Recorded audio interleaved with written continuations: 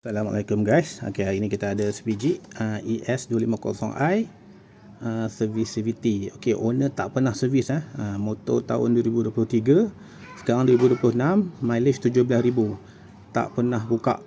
Dia puli dia, skru dia tak pernah buka Dia just buka tembak angin je. Jadi isu dia sekarang ni dia punya puli belakang spline dia dah rosak lah. Ni. Ni okey, yang ni yang rosak.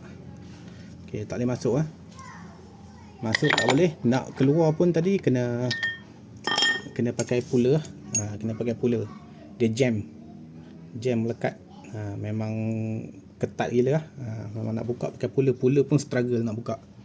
Tapi nasib baiklah dia punya shaft ni okey lagi. Cuma yang ni je. Dia punya spline tu dah tak apa cantik. Sekarang ni nak masuk pun tak boleh. Tak lekat. Nak masuk pun tak boleh. Okay, akibat daripada puller tadi nampak dia punya bell housing ni pun bengkok. Betapa dia ketatnya jam, nampak bengkok lah. Tapi owner kata buka je, nak buat macam mana kan, kita buka je lah, paksa pakai puller. Okay, dia bengkok lah ni.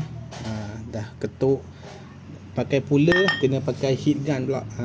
Aku tembak pula heat gun, panaskan dulu ni betul-betul pakai puller ni, tembak balik barulah boleh terkeluar. Selepas berhempas pulas guna heat gun, panaskan semua, barulah boleh keluar. Tapi isu dia bell housing ni rosak lah. Rosak. Part ni pun dah bengkok. Betul ni pun tak boleh masuk. Dia dah rosak. Spline dia dah rosak. Okay, jadi sementara ni aku tukar yang second hand lah. Ni second hand tapi ada kesan overheat sikit lah, tapi boleh pakai. Sementara owner order baru, aku bagi pinjam lah. Ni aku punya. Okay, pak, ni cun. Ni masuk cun je. Okey, yang ni tak boleh masuk. Okey, jadi take note lah kepada sesiapa yang pakai skuter tapi tak pernah servis. Macam ni lah.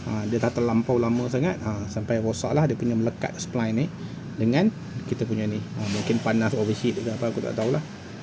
Make sure lah korang servis, maknanya ada buka pasang lah. Lepas tu boleh lah letak grease sikit dekat sini kan, supaya spline dia tak rosak. Okey, itu perkongsian aku pada hari ini. Okey, assalamualaikum.